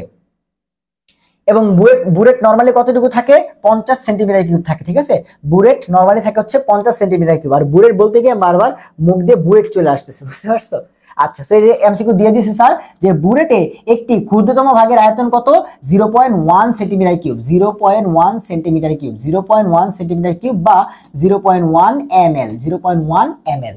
ঠিক আছে, ওকে ফাইন। এরপরে আসো, জাস্ট যার থেকে যতটুকু লাইন লাগবে সেটাই বলতেছি। ঠিক আছে, আচ্ছা, pipette pipette pipette pipette pipette থেকে কি পড়তে হবে? নিচের দিকে আসো, নিচের দিকে আসো। এই যে পিপেটের ব্যবহার বলছে পরীক্ষাগারে একটা নির্দিষ্ট আয়তনের প্রস্তুত দ্রবণ থেকে এক পাত্র থেকে অন্য পাত্রে নেওয়ার জন্য পিপেট ব্যবহৃত হয়। ঠিক আছে, ধরো এখানে আজকে তোমাদের একটা ল্যাবের মধ্যে এক্সপেরিমেন্ট হবে, তো টিচাররা এখানে একটা দ্রবণ বানায় রাখছে এবং তোমাদের 5টা গ্রুপে স্টুডেন্টদেরকে ভাগ করে দিয়েছে যে আচ্ছা ওই জিনিসটা তোমরা হচ্ছে নিয়ে আসো। তখন আমরা কি করি জানো? তখন হচ্ছে এই যে পিপেট দিয়ে এখান থেকে প্রতি গ্রুপ একটা একটু এখান থেকে নিয়ে যায়। সো পিপেট দিয়ে আমরা কি করি? একটা প্রস্তুত দ্রবণ যেটা বানানো আছে সেটাকে এক পাত্র থেকে আরেক পাত্রে নেওয়ার জন্য পিপেট ব্যবহার করা হয়। সেটা কিন্তু খুবই ইম্পর্টেন্ট, এটা কিন্তু পিপেট ব্যবহার করা হয়, এটা কিন্তু খুবই ইম্পর্টেন্ট। ঠিক আছে, ওকে ফাইন। এরপর নিচের দিকে আসো, বিকার। বিকার বিভিন্ন আয়তনের হইতে পারে। ঠিক আছে, বিকার বিভিন্ন আয়তনের হইতে পারে, সেটা দেখতে পারো। সেখান থেকে আসলে ইম্পর্টেন্ট তেমন কিছু নাই বিকার থেকে। সো নিচের দিকে আসো। So burette, pipette, measuring cylinder, যেখানে যেই লাইনগুলো দাগাই দিলাম সেই লাইনগুলোই পড়বা। ঠিক আছে, এক্সট্রা করে কিছু পড়া দরকার নেই। এরপর আস্তে আস্তে আমরা একটু নিচের দিকে যাই। নিচের দিকে যাই, ওয়াশ বোতল, এগুলো নিয়ে পড়ার কিছু নাই। ফানেল নিয়ে আমাদের পড়ার কিছু নাই। ফানেল দিয়ে হচ্ছে আমরা জাস্ট দ্রবণটা ঢালি। বুরেট পরিষ্কার করতে আমরা কর্মিক অ্যাসিড এগুলো ইউজ করি। পরিষ্কার করুন, আগেই পড়ে আসছি। সো কর্মিক অ্যাসিড এখানে আবার দেওয়া আছে, যদি ইম্পর্টেন্ট বারবার লাগবে। ঠিক আছে, সো নিচের দিকে আসো। বুনসেন বার্নার থেকে একটা প্রশ্ন আসে, পড়াই দিচ্ছি। বুনসেন বার্নার বা স্পিরিট ল্যাম্পের শিখা, ঠিক আছে। বুনসেন বার্নার দিয়ে আমরা ল্যাবরেটরিতে হিটটা দিই। সো বুনসেন বার্নারের শিখা মূলত দুই রকম হয়, একটা হচ্ছে অনুজ্জ্বল শিখা বা দীপ্তিহীন শিখা, আর একটা হচ্ছে উজ্জ্বল শিখা বা দীপ্তিমান শিখা। সো মনে রাখবা যে বুনসেন বার্নারের দুই ধরনের শিখা হয়, একটা অনুজ্জ্বল একটা উজ্জ্বল, একটা অনুজ্জ্বল একটা উজ্জ্বল, একটা অনুজ্জ্বল একটা উজ্জ্বল। এবং বাকি পড়ার জন্য তুমি চলে আসবা এই চিত্রটার মধ্যে, এই চিত্রের মধ্যে আছে বলছে এই যে আগুনের উপরের পাটটা এটা হচ্ছে বহিস্থ অনুজ্জ্বল জারণ মণ্ডল। তার মানে এই যে অনুজ্জ্বল শিখাটা কিরকম, অনুজ্জ্বল শিখাটা হচ্ছে জারণ মণ্ডল। অনুজ্জ্বল শিখাটা কি মণ্ডল, জারণ মণ্ডল। আর নিচে বলছে অন্তস্থ নীল বিজারণ মণ্ডল। তাহলে নিচের পাটটা কি, নিচের পাটটা হচ্ছে বিজারণ মণ্ডল, ঠিক আছে। যা পড়বা এগুলো সব এই চিত্রটা থেকে। এবার বলছে উপরে যে জারণ মণ্ডলটা সেটা তাপমাত্রা 1570 ডিগ্রি সেলসিয়াস। উপরে যে জারণ মণ্ডলের তাপমাত্রা সেইটা 1570 ডিগ্রি সেলসিয়াস। এবং এটা থেকে প্রশ্ন আসছে যে তোমার বুনসেন বার্নারের ওই তোমার অনুজ্জ্বল বা বহিস্থ জারণ মণ্ডলের তাপমাত্রা কত, 1570, আর নিম্ন তাপমাত্রা কত, 300। নিম্ন তাপমাত্রা কত, 300। সো যা পড়বো এই চিত্রটা থেকে পড়ে ফেলবো। সো বুনসেন বার্নার আমাদের শেষ, বুনসেন বার্নারে আর কিছু আমাদের পড়া দরকার নেই। এবার আসো স্পিরিট ল্যাম্প। সো এই যে স্পিরিট ল্যাম্প যেটা এটাও ইউজ করা হয়, কিন্তু স্পিরিট ল্যাম্পে যে ইউজ করা হয় সেখানে মূলত কি ইউজ করা হয়, এতে ম্যাথিলেটেড স্পিরিট জ্বালানি হিসেবে ব্যবহার করা হয়। এটা ইম্পর্টেন্ট যে স্পিরিট ল্যাম্পে ইউজ করা হয় কোনটি, ম্যাথিলেটেড স্পিরিট, ম্যাথিলেটেড স্পিরিট। তোমার এটা পড়তে হবে যে স্পিরিট ল্যাম্পে ইউজ করা হয় কি, ম্যাথিলেটেড স্পিরিট। এখন তাহলে ম্যাথিলেটেড স্পিরিট কি, তার আগে তোমাদের জানতে হবে যে ভাইয়া রেকটিফাইড স্পিরিট বলে একটা টার্ম আছে, এটা আগে জানতে হবে, যেটা আমরা অলরেডি জৈব যৌগেতে পড়ে আসছি, মোলের পর্যায়বৃত্ত ধর্মে পড়ে আসছি, তাই না। সো রেকটিফাইড স্পিরিট এটা সম্পর্কে আগে জানতে হবে। রেকটিফাইড স্পিরিট, তাই রেকটিফাইড স্পিরিট কি, 95.6% ইথানল, 95.6% ইথানল এবং বাকি 4.4% পানি, এই মিক্সচারটাকে 4.4% পানি, এই মিক্সচারটাকে বলা হয় হচ্ছে তোমার রেকটিফাইড স্পিরিট। আর ম্যাথিলেটেড স্পিরিট কাকে বলা হয়, ম্যাথিলেটেড স্পিরিট, ম্যাথিলেটেড স্পিরিট বলা হয় হচ্ছে রেকটিফাইড স্পিরিট এর সাথে। দেখো তোমার 90 to 95%, দেখো 90 থেকে 95% এই রেকটিফাইড স্পিরিট, রেকটিফাইড স্পিরিট এটার সাথে 5 থেকে 10% যে মিথানল, সেই মিক্সচারটাকে বলা হয় হচ্ছে ম্যাথিলেটেড স্পিরিট, এবং এটাই হচ্ছে জ্বালানি হিসেবে ইউজ করা হয়। আর এখানে কত দেওয়া আছে বলছে 95% রেকটিফাইড স্পিরিট আর 5% মিথানলের মিশ্রণটাকে বলা হচ্ছে ম্যাথিলেটেড স্পিরিট, ঠিক আছে। এবং এখানে কি হয়, এখানে অনুজ্জ্বল শিখা, স্পিরিট ল্যাম্পে অনুজ্জ্বল শিখা উৎপন্ন হয়। স্পিরিট ল্যাম্পে কিন্তু উজ্জ্বল না, অনুজ্জ্বল শিখা উৎপন্ন হয়। এবং স্পিরিট ল্যাম্পের বিক্রিয়াটা দেওয়া আছে, বিক্রিয়া লাগবে না, কারোই লাগবে না, ঠিক আছে। ইঞ্জিনিয়ারিং ভার্সিটি কারোই লাগবে না। এবার নিচের দিকে আসো, তাপ দেওয়ার কৌশল, এগুলো আমাদের পড়ার কিছু নাই। তাপ দেওয়ার কৌশল, নিচের দিকে আসো, নিচের দিকে আসো। তাপ দেওয়ার বিভিন্ন কৌশল নিয়ে আলোচনা করা আছে, এগুলো যখন হচ্ছে কেমিস্ট্রি ল্যাবে যাবা তখন এমনি জানতে পারবা, ঠিক আছে। নিচের দিকে আসো, এখানে কি পড়া লাগবে সেটা দেখাচ্ছি। এই যে ভাইয়া স্যার বলে দিছে অধিক জেনে নাও, যেখানে বল দেখবা স্যার বলছে অধিক জেনে নাও, সেখানে মনে করো পড়ালেখা আছে। শুষ্ক কারক বা ড্রাইং এজেন্ট, শুষ্ক কারক বা ড্রাইং এজেন্ট। ল্যাবরেটরিতে ধরো কোনো কিছুকে তোমার ঠান্ডা করা লাগবে, শুকানো লাগবে, তা থেকে পানি সরাইতে হবে, তাহলে তোমাকে ইউজ করতে হবে ডেসিকেটর। ল্যাবরেটরিতে তোমার শুষ্ক কারক বা ড্রাইং এজেন্ট হিসেবে ইউজ করতে হয় ডেসিকেটর, ডেসিকেটর। সো ল্যাবরেটরিতে শুষ্ক কারক বা ড্রাইং এজেন্টকে কি বলা হয়, তোমার ডেসিকেটর বলা হয়। এবং এগুলাকে বলা হয় ডেসিকেটিং এজেন্ট বা ডেসিকেটর, ডেসিকেটর, ডেসিকেটর। এবং ডেসিকেটর কারা কারা, এই উদাহরণ মাস্ট জানতে হবে, মুখস্থ রাখতে হবে। সো বলতেছে কঠিন ডেসিকেটর বা কঠিন শুষ্ক কারক কারা, অনাদ্র calcium chloride, potassium chloride, magnesium sulphate, সাদা দানাদার P2O5, এটা অলরেডি পরীক্ষাতে আসছে, ঠিক আছে। এটা অলরেডি পরীক্ষাতে আসছে যে সাদা দানাদার P2O5 ডেসিকেটর, সিলিকা SiO2 এবং জেল ইত্যাদি হচ্ছে তোমার সিলিকা জেল আর কি, এটা হচ্ছে তোমার কঠিন ডেসিকেটর।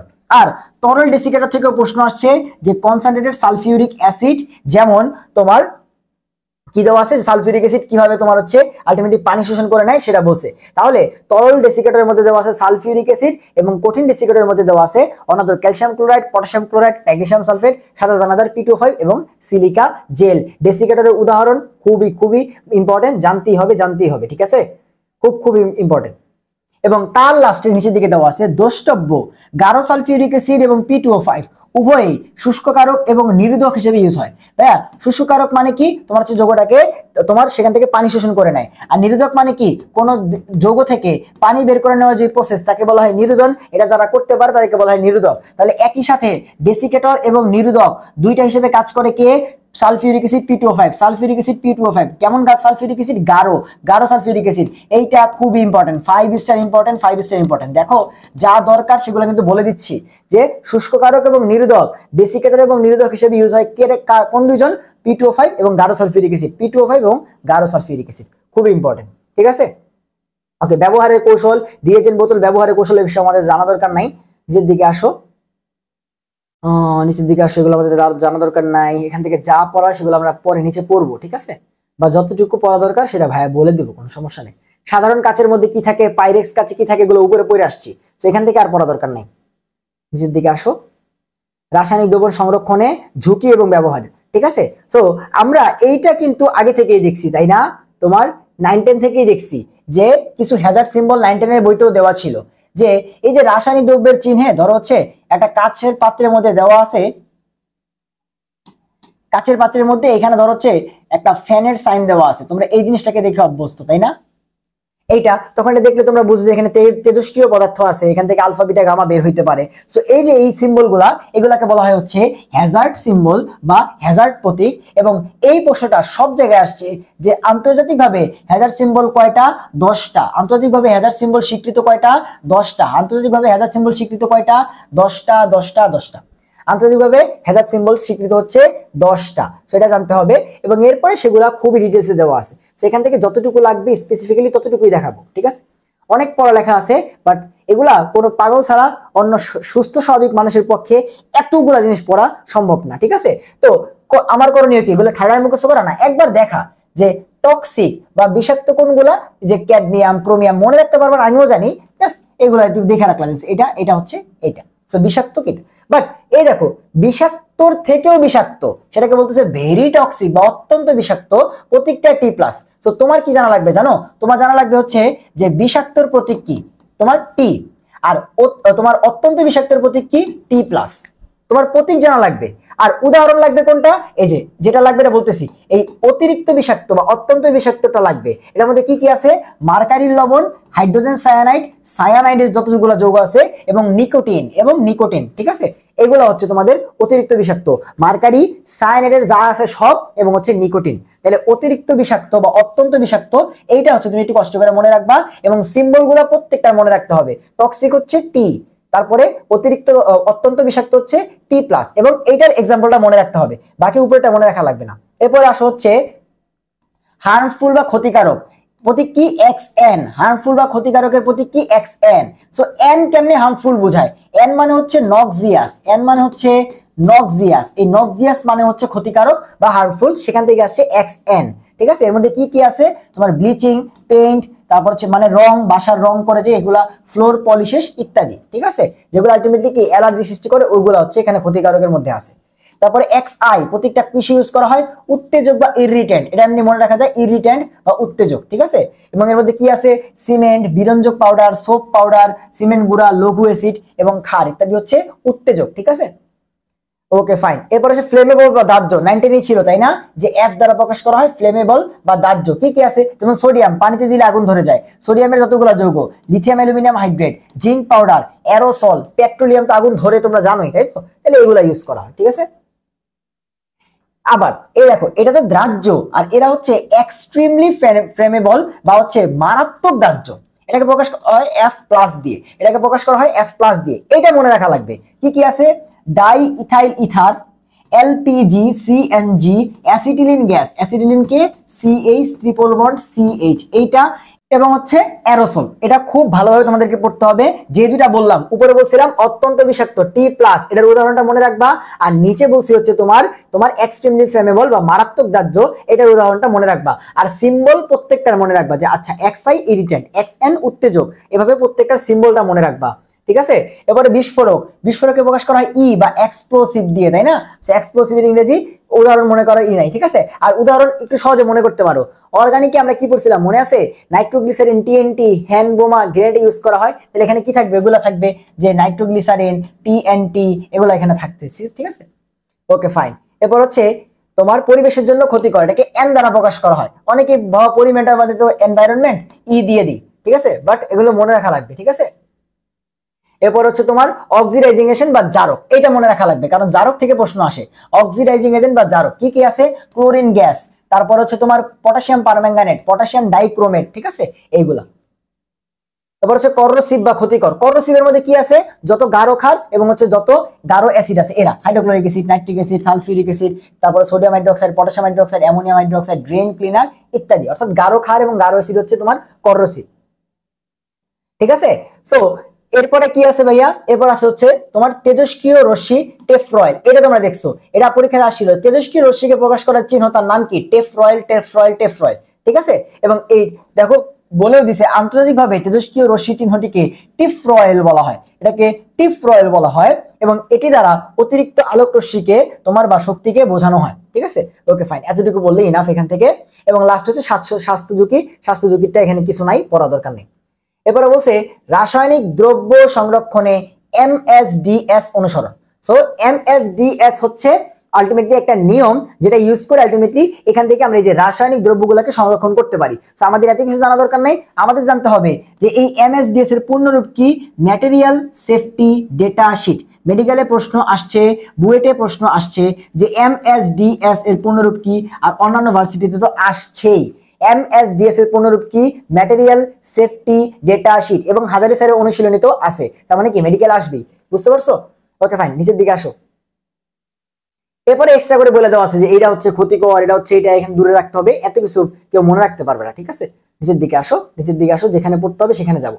এখানে একটা স্পেশাল প্রশ্ন দেওয়া আছে আমাদের বুয়েটিয়ান বা ইঞ্জিনিয়ারিং ভাইদের জন্য, যে সালফিউরিক অ্যাসিডকে কাঠের আলমারি এবং কাঠের তক্তার উপর রাখলে ওই কাঠ পুড়ে কালো হয়ে যায় কেন? এটা এমসিকিউ হিসেবে মনে রাখবা মেডিকেলের ভার্সিটিরা। আর তোমার বুয়েটে এখান থেকে প্রশ্ন আসছিল যে সালফিউরিক অ্যাসিড কিভাবে কাঠকে পোড়ায় ফেলে, সেই বিক্রিয়াটা লেখো। সালফিউরিক অ্যাসিড কিভাবে কাঠকে পোড়ায় ফেলে? তো এখানে কি হয় জানো? কাঠের মধ্যে কি থাকে? তুমি যদি হচ্ছে সালফিউরিক অ্যাসিড দাও, এই বান্দার কাজ কি? এই বান্দার কাজ হচ্ছে কোন জায়গা থেকে H2O পানিকে বের করে নেওয়া। সো কাঠের ওইখান থেকে পানি বের করতে করতে এমন একটা অবস্থা হয় যে ওইটাকে একদম কালো বানায় ফেলে বা পুড়ায় ফেলে। তো ওর কাজ হচ্ছে এটা, কাঠের যে উপাদান সেলুলোজ, সেখান থেকে তোমার পানির OH এগুলাকে বের করে ফেলে, আলটিমেটলি সেখান থেকে কার্বন যুক্ত যৌগ তৈরি করে ফেলে বা তোমার কার্বন বানায় ফেলে। কাঠে কি থাকে? সেলুলোজ। তো এই যে এই বিক্রিয়াটা দিলেই ইনাফ, ইঞ্জিনিয়ারিং এর জন্য বা রিটেনের জন্য এই বিক্রিয়াটা দিলেই ইনাফ। সো বাকিরা জাস্ট খালি জানা রাখো যে সালফিউরিক অ্যাসিড কাঠকে পুড়ায় ফেলে, সালফিউরিক অ্যাসিড কাঠকে পুড়ায় ফেলে, আর ইঞ্জিনিয়ারিংটা বিক্রিয়াটা দেখে ফেলো, ঠিক আছে। ওকে, সাধারণ নিয়ম, এমএসডিএস ডেটা শিট, এগুলো আমাদের এখন আর পড়ার টাইম নাই। আচ্ছা আচ্ছা, হ্যাজার্ড সিম্বল, হ্যাজার্ড সিম্বল আমরা দেখে আসছি, এবং এরপরে এগুলো নিয়ে ডিটেলস আলোচনা করছে। আচ্ছা, এই চারটা আমাদের একটু পড়তে হবে। এখানে কি দেওয়া আছে? এই পাশে যেগুলো দেওয়া আছে সেগুলা পরিবেশের জন্য ক্ষতিকর। সো এগুলার বদলে আমরা বিকল্প কোনটা ইউজ করতে পারি যেটা একটু কম ক্ষতিকর, সেটা আবার এই পাশে দেওয়া আছে। সো এগুলা কি ভাইয়া? এগুলো হচ্ছে ক্ষতিকর আর এগুলো হচ্ছে বিকল্প। এই ক্ষতিকর গুলার বিকল্প হিসেবে আমরা এগুলো ইউজ করি। এবং এখান থেকে প্রশ্ন কই আসছে ভাইয়া? এই যে মেডিকেলে 22-23 সালে প্রশ্ন আসলো, বলবা যে ভাই শর্ট সিলেবাসের বাইরে পড়বো না, কথা বুঝতে পারছো? Okay fine. এবং বুয়েট পিলি থেকে যেতে পারে, তার মানে সবারই পড়তে হবে, ডিউ ভার্সিটি এগুলো তো পড়তেই হবে। সো ক্লোরোফর্ম, ক্লোরোফর্মের বদলে কি ইউজ করা হয়? হেক্সেন। ক্লোরোফর্মের বদলে কি ইউজ করা হয়? হেক্সেন। কার্বন টেট্রাক্লোরাইড CCl4 এর বদলে কি ইউজ করা হয়? হেক্সেন। অর্থাৎ ক্লোরোফর্ম এবং কার্বন টেট্রাক্লোরাইডের বদলে হেক্সেন ইউজ করা হয়। এবারে বেনজিন এবং জাইলিন দুইটার বদলেই টলুইন ইউজ করা হয়। বেনজিন এবং জাইলিন দুইটার বদলেই টলুইন ইউজ করা হয়। এবং বিউটানল 2 এর বদলে বিউটানল 1 ইউজ করা হয়। এটা ক্ষতিকর, এটা হচ্ছে কম ক্ষতিকর। লেড ক্রোমেট এর বদলে পটাশিয়াম কার্বনেট ইউজ করা হয়। লেড ক্রোমেটের বদলে পটাশিয়াম কার্বনেট, এবং পটাশিয়াম ধাতু ইউজ না করে ক্যালসিয়াম ধাতু ইউজ করা হয়। পটাশিয়াম ধাতু ইউজ না করে ক্যালসিয়াম। এখানে যে 7টা আছে 7টাই মনে রাখা লাগবে তোমাকে, যে কোনটা ক্ষতিকর তার বদলে বিকল্প কি ইউজ করা হয়। বুঝতে পারছো? যেটা পড়া লাগবে সেটাই বলতেছি। দেখতেই পারতেছো মাঝখানে কিন্তু অনেক কিছু ভাইয়া বাদ দিছি, যতটুকু যেহেতু শর্ট সিলেবাসে নাই, প্লাস শর্ট সিলেবাস কথাটাই বাদ দাও, শর্ট সিলেবাস কথাটাই বাদ দাও, যে এখান থেকে এটা যদি সিলেবাসে থাকেও, যাদের সিলেবাসে আছে, এই ভিডিওটা তো আজকের জন্য না, 3 বছর পরেও যদি কেউ মূল বইয়ের ভিডিওটা দেখে তারও কিন্তু এখান থেকে কাজে লাগবে, ঠিক আছে। সো এটা এমন না যে তোমার হচ্ছে শর্ট সিলেবাসে না থাকলে এখানে অন্য পড়া থাকতো, যা পড়ে দিয়েছি এগুলোই এনাফ, ঠিক আছে। ওকে, নিচের দিকে আসো, নিচের দিকে আসো। খুব আলোচনা করা আছে, এগুলো নিয়ে আমার কোনো দরকার নাই, কোনো দরকার নাই। আচ্ছা, পরিবেশের উপরে কি প্রভাব ফেলে, পরিবেশের উপর ক্ষতিকর প্রভাব ফেলে, এগুলো আমরা জানি, যেখানে দূষক আছে, অনেক কিছু আছে, তো এগুলো নিয়ে আলোচনা করছি, এগুলো আমার দরকার নাই। আমি নিচের দিকে আসবো। পরিবেশের উপর ক্ষতিকর প্রভাব, পরিবেশের উপর ক্ষতিকর প্রভাব দরকার নাই, এগুলো আমরা পরিবেশের সাথে পড়ছি। এরপরের চার্টে হচ্ছে তোমার কোনটা স্পেশালি কোন অ্যাসিডটা কি কাজে লাগতেছে, স্বাস্থ্যের প্রতি কি, পরিবেশের উপর কি, এগুলো নিয়ে আলোচনা করে দেওয়া আছে। সো এগুলো আসলে একটা সুস্থ সবল মানুষের পক্ষে পড়া সম্ভব না। সেটা তারপরে কিন্তু কিসের জন্য আনছি, এই যে 5 নম্বরে দেওয়া আছে অ্যামোনিয়াম হাইড্রোক্সাইড বা লিকার অ্যামোনিয়া। পরীক্ষাতে আসবে লিকার অ্যামোনিয়া কাকে বলা হয়। 35 থেকে 40% অ্যামোনিয়া এর সম্পৃক্ত দ্রবণেরই নাম হচ্ছে লিকার অ্যামোনিয়া। কথা বুঝতে পারছো? এটার ব্যবহারটা জানা লাগবে না, তোমার জানতে হবে লিকার অ্যামোনিয়া কাকে বলা হয়।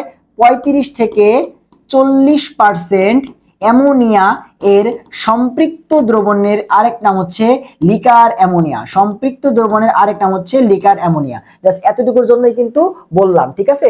এবং এই দেখো লিকার অ্যামোনিয়া কি করে, তোমার সর্দি কাশিতে মৃদু অ্যামোনিয়া গ্যাস নাকের পানি ঝরা বন্ধ করে, ঠিক আছে। সো এটা কিন্তু ইম্পর্টেন্ট, লিকার অ্যামোনিয়ার সংকেতটা জানতে হবে। বাকি আর কিছু জানা দরকার নাই। নিচের দিকে আসো, নিচের দিকে আসো, নিচের দিকে আসো। তো এখানে ফরমালিন নিয়ে কথা বলছে। ফরমালিন আমরা সবাই জানি যে ফরমালডিহাইডের 40% জলীয় দ্রবণকে ফরমালিন বলা হয়, ঠিক আছে। ফরমালিনের কারণে কিডনি নষ্ট হতে পারে, ঠিক আছে। ওকে, নিচের দিকে আসো।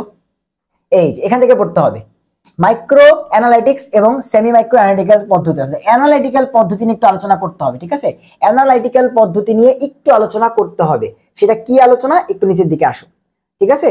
অর্থাৎ এখানে আমরা 3 ধরনের অ্যানালাইসিস ল্যাবের মধ্যে করে থাকি, মাইক্রো, ম্যাক্রো এবং সেমি মাইক্রো, ঠিক আছে।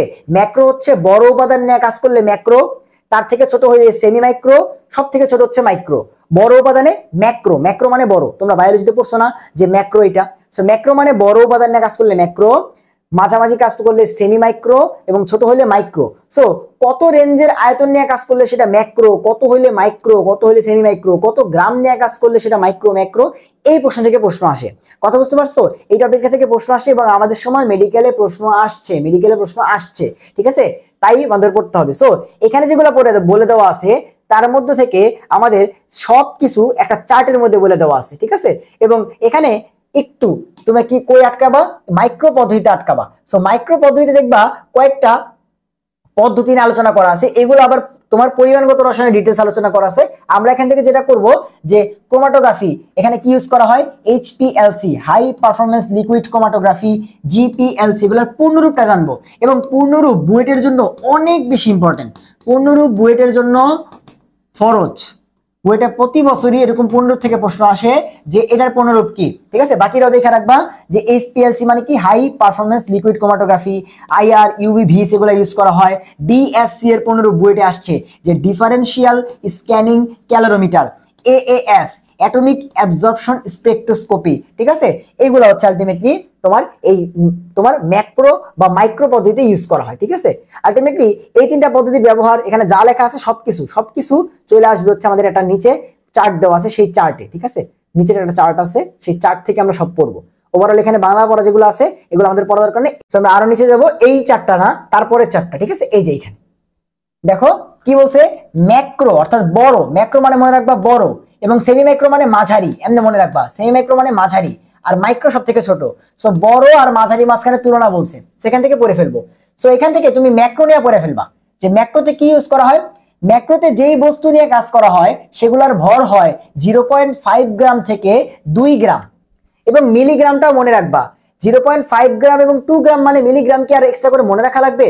0.5 গ্রাম মানে 500 মিলিগ্রাম, আর 2 গ্রাম মানে কি 2000। তার মানে ম্যাক্রোতে তোমার যেই বস্তু নিয়ে কাজ করা হয় সেগুলোর ভর থাকে হচ্ছে 0.5 গ্রাম থেকে 2 গ্রাম, অথবা 500 মিলিগ্রাম থেকে 2000 গ্রাম। এবং যে আয়তন নিয়ে কাজ করে সেটা হচ্ছে 20 থেকে 30 ml। জাস্ট এতটুকু পড়বা, জাস্ট এতটুকু পড়বা যে ম্যাক্রো বিশ্লেষণে কতটুকু ভর নিয়ে কাজ করা হয়, মাইক্রোতে কতটুকু ভর নিয়ে কাজ করা হয়, কতটুকু আয়তন নিয়ে কাজ করা হয়। ঠিক আছে, সো ম্যাক্রোতে ভর হচ্ছে 0.5 গ্রাম থেকে 2 গ্রাম, 0.5 গ্রাম থেকে 2 গ্রাম, আর মিলিগ্রামে হচ্ছে 500 মিলিগ্রাম থেকে 2000 মিলিগ্রাম। জাস্ট এতটুকু পড়লেই ইনাফ। আর আয়তন কত? 20 থেকে 30। আয়তন কত? 20 থেকে 30। এবার সেমি মাইক্রোতে কত ইউজ করা হয়? 50 মিলিগ্রাম থেকে 200 মিলিগ্রাম, 50 মিলিগ্রাম থেকে 200 মিলিগ্রাম। এবার দেখো আলটিমেটলি আগের থেকে কমে গেছে, কারণ সেমি ম্যাক্রো কি বড়, মাইক্রো কি আরো ছোট নিয়ে কাজ করে। 50 মিলিগ্রাম থেকে 200। আর দ্রবণের আয়তন কত হয়েছে? 2 থেকে 4 মিলিগ্রাম। দ্রবণের আয়তন কত হয়েছে? 2 থেকে 4 ml, 2 থেকে 4 ml। ঠিক আছে, ওকে। এবং নিচের দিকে আসো, নিচের দিকে আসো। ম্যাক্রো পদ্ধতিতে এই দেখো যে H2S ব্যবহার করা হয়, এই পদ্ধতিতে H2S ব্যবহার করা হয়, এবং এই H2S টা একটা না একটা সোর্স থেকে আসে, অন্য একটা সোর্স থেকে আসে। এবং এখান থেকেই মেডিকেলে প্রশ্ন আসছে 22-23 সালে, এখান থেকে মেডিকেলে 22-23 সালে প্রশ্ন আসছে যে ম্যাক্রোতে H2S কই থেকে আসছে, সেমি ম্যাক্রোতে H2S কই থেকে আসছে, এটা জানা লাগবে। তাহলে তিনটা যে পদ্ধতি আছে, ম্যাক্রো, সেমি মাইক্রো এবং মাইক্রো, এই তিনটা থেকে তোমাকে কি পড়তে হবে? কতটুকু ভর নিয়ে কাজ করি, কতটুকু আয়তন নিয়ে কাজ করি, এবং সেখানে তোমার H2S এর উৎস কি, H2S এর সোর্স কি। সো ম্যাক্রোতে H2S আসে হচ্ছে ফেরাস সালফেট FeSO4 এবং সালফিউরিক অ্যাসিড থেকে, FeS থেকে H2S আসে, FeS এবং সালফিউরিক অ্যাসিড থেকে H2S আসে। কোথায়? ম্যাক্রোতে। আর সেমি মাইক্রোতে আসে হচ্ছে তোমার কই থেকে? সেমি মাইক্রোতে থায়োঅ্যাসিটামাইড। এটাই হচ্ছে সেই প্রশ্ন যেটা মেডিকেল 22-23 সালে আসছিল, যে সেমি মাইক্রোতে H2S এর উৎস কি? থায়োঅ্যাসিটামাইড। এবং এই সংকেত দিছিল CH3CHNS2, CH3CHNS2, থায়োঅ্যাসিটামাইড ইউজ করা হয়। খুবই ইম্পর্টেন্ট, খুব খুব খুব ইম্পর্টেন্ট, যে সেমি মাইক্রোতে H2S এর উৎস CH3CHNS2 বা থায়োঅ্যাসিটামাইড। ঠিক আছে, ওকে ফাইন। তাহলে এটা হচ্ছে ম্যাক্রোতে কি আর সেমি মাইক্রোতে কি। আচ্ছা, নিচে মাইক্রো আছে, আমরা জাস্ট এখন থেকে মাইক্রোটা পড়বো, এগুলো তো পড়ছি তাই না? সেমি মাইক্রো তো পড়ছি, সেটা তার পড়ার দরকার নেই। মাইক্রোতে দেখো আরো কম, 5 মিলিগ্রাম থেকে 20 মিলিগ্রাম। তাহলে ওভারঅল দেখো তো কি ছিল, আমরা যখন ম্যাক্রো পড়লাম, ম্যাক্রো ছিল হচ্ছে 500 মিলিগ্রাম থেকে 2000 মিলিগ্রাম। সহজে এবার মনে রাখতে পারবা ভাইয়া, তোমাদের পড়াই দিচ্ছি, দেখো সহজে মনে রাখতে পারবা। আমি যেভাবে মনে রাখছিলাম অ্যাডমিশনে, এভাবে মনে রাখতে পারবা। তুমি জাস্ট খালি ম্যাক্রোটা মনে রাখবা, বাকিগুলো ভাইয়া পড়াই দিচ্ছি। দেখো সেমি মাইক্রো, তুমি জাস্ট খালি ম্যাক্রোটা মনে রাখো, বাকি দুটো আমি পড়াই দিচ্ছি। প্রত্যেকটাকে তুমি কি করবা? 10 গুণ করে কমাই ফেলবা। 500 কে 10 গুণ কমাইলে কত হয়? 50 মিলিগ্রাম। আর 2000 কে 10 গুণ কমাইলে হয় 200 মিলিগ্রাম। দেখো তো পড়ে আসছিলাম কিনা, যে সেমি মাইক্রোতে ইউজ করতে হয় 50 থেকে 200 মিলিগ্রাম। হয়েছে? তুমি জাস্ট খালি ম্যাক্রো মনে রেখো, তুমি জাস্ট খালি ম্যাক্রো মনে রেখো যে 500 থেকে 2000 মিলিগ্রাম। ম্যাক্রো মনে রেখো, সেমি ম্যাক্রোতে কত, এটাকে 10 কি করবা? 10 গুণ কমাবা। 500 থেকে হয়ে যাবে 50 মিলিগ্রাম, 500 থেকে হয়ে যাবে 50 মিলিগ্রাম, আর 2000 থেকে হয়ে যাবে 200 মিলিগ্রাম। আর মাইক্রো যেহেতু সব থেকে ছোট, মাইক্রো যেহেতু সব থেকে ছোট, ওরে আগেরটা থেকে আরো 10 গুণ ছোট করবা। 50 কে 10 গুণ ছোট করলে কত হয়? 5 মিলিগ্রাম। আর 200 কে করলে হয় কত? তোমার 20 মিলিগ্রাম। দেখো তো আসছে কিনা, 5 মিলিগ্রাম 20 মিলিগ্রাম। তাহলে ম্যাক্রো হচ্ছে 500 থেকে 2000, সেমি মাইক্রো 50 থেকে 200, আর মাইক্রো 5 থেকে 20, অর্থাৎ 10 গুণ করে কমাবা, প্রত্যেকটাকে 10 গুণ করে কমাবা, তাহলে একটা থেকে একটা পাবা। আর আয়তনটা তোমাকে কষ্ট করে মনে রাখতে হবে, যে সেমি মাইক্রোতে 2 থেকে 4, এখানে হচ্ছে তোমার 0.2 থেকে 1 ml। ঠিক আছে, আয়তন থেকে একটু কম প্রশ্ন আসে, বাট একটু মনে রেখে দিও। আর এখানে H2S এর কোনো উৎস দেওয়া নাই। ঠিক আছে, মাইক্রোতে H2S এর কোনো উৎস দেওয়া নাই। তাহলে H2S এর উৎস থেকে দুইটা প্রশ্ন আসে। ম্যাক্রোতে কি ইউজ করা হয়? FeS এবং সালফিউরিক অ্যাসিড। আর সেমি মাইক্রোতে হচ্ছে থায়োঅ্যাসিটামাইড, থায়োঅ্যাসিটামাইড, এখান থেকে প্রশ্ন আসছে থায়োঅ্যাসিটামাইড। ঠিক আছে, ওকে ফাইন। তাহলে এই গেল হচ্ছে আমাদের তিনটা অ্যানালিটিক্যাল পদ্ধতি। এরপরে নিরাপত্তা, এগুলো আমরা আগেই পড়ে আসছি। সেফটি গ্লাভস কোনগুলা ইউজ করতে হবে, কোনটা না কোনটা, সব পড়ে আসছি। নিচের দিকে আসো। আচ্ছা, ওভারঅল সে দাহ্য পদার্থ ব্যবহারের সতর্কতা, হ্যাঁ আমরা সতর্কতা অবলম্বন করছি, ঠিক আছে ঠিক আছে। এবং এই দেখো যে ডেসিকেটর, এগুলো থেকে প্রশ্ন আসছে, কোনটি ডেসিকেটর রূপে ব্যবহার করা হয়? P2O5 পড়ছিলাম না, P2O5 এবং সালফিউরিক অ্যাসিড, এগুলো হচ্ছে তরল ডেসিকেটর। আরো কিছু ছিল সেগুলো কিন্তু পড়তে বলছিলাম, ঠিক আছে, যা লাগবে সেগুলোই পড়তে বলছি। এবার দেখবা এই চ্যাপ্টার থেকে এমসিকিউ তোমাকে আটকাতে পারবে না। বুলেট পরিষ্কার করতে কোন পরিষ্কারকটি ব্যবহৃত হয়? এখানে কি কি আছে? ক্রোমিক অ্যাসিড আছে মানে বাকি সব বাদ, ক্রোমিক অ্যাসিড আছে মানে বাকি সব বাদ, ঠিক আছে। ক্রোমিক অ্যাসিড হচ্ছে সর্বোত্তম পরিষ্কারক, সো এটা হচ্ছে आंसर। এরপর আসো, আচ্ছা অগ্নিনির্বাপক কম্বল, আগুন লেগে গেলে কি করতে হবে? নেভাইতে হবে, এইটা সেটা এগুলো দেওয়া আছে, দরকার নাই। এই যে ক্রোমিক অ্যাসিড দ্বারা পরিষ্কার করতে বিক্রিয়া কিরকম হয়? ভাই জায়মান অক্সিজেন তৈরি হয়, তার মানে কি জারণ বিক্রিয়া হয়, তাই না? ক্রোমিক অ্যাসিডের বিক্রিয়া কি হবে? জারণ বিক্রিয়া, এটা তো সবাই বুঝবে যে ক্রোমিক অ্যাসিডেতে জারণ বিক্রিয়া হয়। ক্রোমিক অ্যাসিড কিভাবে পরিষ্কার করে? জারণ বিক্রিয়ার মাধ্যমে। আচ্ছা কোনটি প্রাইমারি শ্রেণীর পদার্থ, কোনটি সেকেন্ডারি শ্রেণীর পদার্থ, এগুলা দেখা দরকার নাই। আচ্ছা দেন এই প্রশ্নটা, কোনটি প্রাইমারি শ্রেণীর পদার্থ সেটা তো আমরা জানি, তাই না, যে এটা হচ্ছে প্রাইমারি শ্রেণীর পদার্থ, যে সি থাকলে প্রাইমারি, এমনি শর্টকাটে অনেকে মনে রাখছো না। আচ্ছা এই প্রশ্নটা দেখো, এই প্রশ্নটা সুপার ডুপার ইম্পর্টেন্ট। 0.1 ml দ্রবণ থেকে নির্দিষ্ট আয়তনের 0.1 মোলার দ্রবণ তৈরিতে কোন সেটটি ব্যবহারে সব থেকে বেশি উপযুক্ত? এখন এইটা এইটা তোমার ইসে কি দিয়ে রাখছে জানো? এইটা তোমার কবির স্যার একটা অ্যান্সার দিয়ে রাখছে, হাজারি স্যার একটা অ্যান্সার দিয়ে রাখছে। হাজারি স্যার দিয়ে রাখছে মেজারিং সিলিন্ডার, বুঝছো? হাজারি স্যার মেবি দেওয়া আছে হচ্ছে মেজারিং সিলিন্ডার এবং আয়তনিক ফ্লাক্স। সো যারা হচ্ছে হাজারি স্যারের বই ফলো করো তাদের কাছে তো এটা অ্যান্সার, এবং যারা কবির স্যারের বই করো সেখানে দেখবা পিপেট বা বিকার, এটা একটা অ্যান্সার দেওয়া আছে। সো এখানে একটা কনফিউশন আলটিমেটলি আছে। এবং মেডিকেলে যদি আসে তাহলে তুমি এটা দাগাবা, ঠিক আছে, মেডিকেলে আসলে তুমি হচ্ছে এই হাজারি স্যারেরটাই দাগাবা, ঠিক আছে, কারণ এইটা আসলে টিচাররা যারা প্রশ্ন করে তারা বেশিরভাগ প্রশ্ন হাজারি স্যারের বই থেকেই করে, ঠিক আছে। সো আমরা বলি যে এটা দাগাও, ঠিক আছে, এটা দাগাও, এটা মেবি কবির স্যারের বইতে দেওয়া আছে, ঠিক আছে। এবং তুমি প্রশ্ন দেখলেই বুঝতে পারবা যে এখানে এই প্রশ্নটাই দুইটা বইতে আছে, ঠিক আছে। সো এখান থেকে আসলে কিছু বলার নাই, এইরকম সমস্যা থাকে আমাদের বইতে।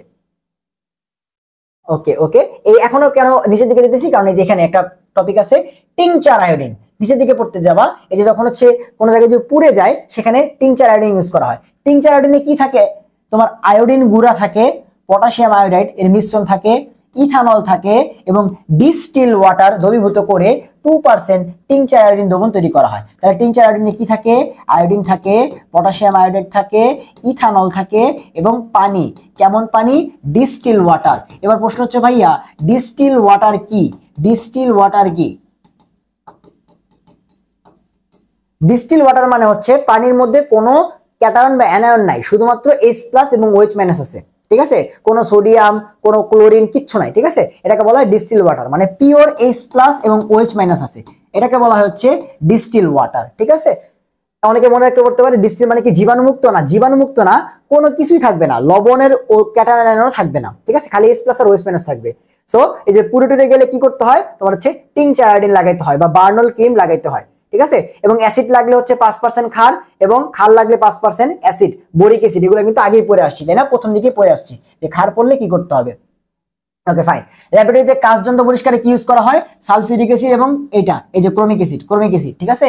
ক্রোমিক অ্যাসিডের প্রশ্ন দিয়ে দেখবা এই চ্যাপ্টার পুরো, মানে এই চ্যাপ্টারে খালি ক্রোমিক অ্যাসিড আর ক্রোমিক অ্যাসিড যা পড়াইছি দেখো কমন আসে কিনা। দ্রাবক রূপে ক্লোরোফর্মের বদলে কি ইউজ করা হয়? ক্লোরোফর্মের বদলে হেক্সেন ইউজ করা হয়। আচ্ছা এটা তো বেনজিন, সরি বেনজিনে কেন দেখাচ্ছি, হেক্সেন ইউজ করা হয়, হেক্সেন C6H14 হেক্সেন ইউজ করা হয়। অলরেডি পড়ছি যে ক্লোরোফর্ম এবং CCl4 এর বদলে ইউজ করা হয় হেক্সেন, বেনজিন এবং জাইলিনের বদলে টলুইন, এগুলো কিন্তু পড়ছি, ঠিক আছে। আচ্ছা সো এরপরে এই চ্যাপ্টারের সারসংক্ষেপ দেওয়া আছে এবং ওভারঅল সবকিছু আবার আলোচনা করে দেওয়া আছে। তাহলে আমরা যদি প্রথম থেকে জিনিসটাকে ওভারভিউ করি চ্যাপ্টারটাকে, তাহলে আমরা প্রথম শুরু করছিলাম বিভিন্ন গ্লাভস নিয়ে পড়াশোনা করলাম, এরপরে ব্যালেন্স নিয়ে পড়াশোনা করলাম, কাচযন্ত্র পরিষ্কারে কি কি ইউজ করা হয়, ডেসিকেটর কোনগুলা, তিনটে অ্যানালিটিক্যাল পদ্ধতি ম্যাক্রো, মাইক্রো, সেমি মাইক্রো, সেখানে কতটুকু ভর নিয়ে আলোচনা করা হয়, কতটুকু আয়তন নিয়ে আলোচনা করা হয়, বিভিন্ন হ্যাজার্ড সিম্বল এবং সেখান থেকে কোনগুলো উদাহরণ পড়তে হবে সেটা বললাম, গায়ে অ্যাসিড পড়লে কি করতে হবে, গায়ে ক্ষার পড়লে কি করতে হবে, রাইডার ধ্রুবক, অর্থাৎ ওভারঅল এই জিনিসগুলা, লিকার অ্যামোনিয়া, তারপর হচ্ছে তোমার অনুজ্জ্বল শিখা, উজ্জ্বল শিখা, ল্যাম্প স্পিরিট, তারপর হচ্ছে তোমার শিখা, এইগুলো নিয়ে আলোচনা করতে হবে। এবং লাস্টলি কি আছে, তোমার টিংচার আয়োডিন, ছোটখাটো কিছু এমসিকিউ আছে, সালফিউরিক অ্যাসিড কেন হচ্ছে পোড়ায় ফেলে, ওভারঅল চ্যাপ্টারগুলোতে কিন্তু এই জিনিসগুলো আছে। তোমার কাজ কি, তুমি যখন এই বই থেকে জিনিসগুলো পড়লা, এই চ্যাপ্টারে যে এমসিকিউ গুলো আছে সেগুলো সলভ করবা, হাজারি স্যারের বই থেকে এমসিকিউ গুলো সলভ করবা। এবং তারপরে কথা কিন্তু একদম প্রথম ক্লাস থেকে বলে আসতেছি, এটা করার পরে তুমি বইয়ের শেষে এই চ্যাপ্টারের এমসিকিউ গুলো সলভ করবা। এবং এরপরে তুমি যদি এইচএসসি স্টুডেন্ট হও তাহলে টেস্ট পেপার থেকে এমসিকিউ সলভ করো, তুমি যদি মেডিকেল, ভার্সিটি, ইঞ্জিনিয়ারিং প্রস্তুতি হও তাহলে তোমার যেই বইগুলো আছে সেখান থেকে তুমি হচ্ছে এই চ্যাপ্টারের এমসিকিউ গুলো সলভ করো। তুমি ইনশাআল্লাহ কোন এমসিকিউতে আর আটকাবা না। তাহলে আমাদের ল্যাবরেটরি নিরাপদ ব্যবহারে কোন জায়গাগুলো পড়তে হবে সেটা কিন্তু ভাই ধরায় ধরায় দেখাই দিলাম। তাহলে দেখা হবে এরপরে নেক্সট ক্লাসে। তাহলে সেই পর্যন্ত সবাই ভালো থাকো, সুস্থ থাকো, আল্লাহ হাফেজ।